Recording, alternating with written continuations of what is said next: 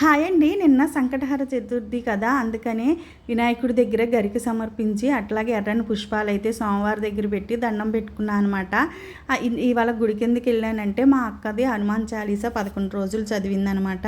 ఆ 11 రోజులు అయిపోయినాయి అనమాట. అందుకని చెప్పేసి ఆంజనేయుల స్వామికి ఆకుమాల అయితే సమర్పించడం కోసం అయితే వెళ్ళి ఆ సోమవారి దగ్గర పూజ చేసుకోవడం వరకు లాస్ట్ రోజు అని చెప్పి ఆంజనేయుల స్వామి దగ్గర పూజ చేయడం కోసం వెంకటేశ్వర స్వామి గుడికి అయితే వెళ్ళామండి. ఆ వెంకటేశ్వర స్వామి గుడిలోనే వినాయకుడు అలాగే ఆంజనేయుల స్వామి కూడా ఉంటారనమాట.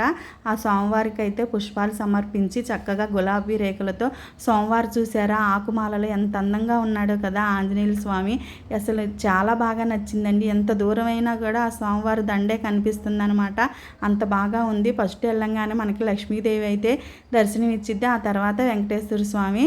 ఇక సోమవారం దగ్గర ఆ మాల అయితే వేసి వెంకటేశ్వర స్వామిని కూడా దర్శించుకుని అటు పద్మావతి దేవిని కూడా దర్శించుకున్నామండి.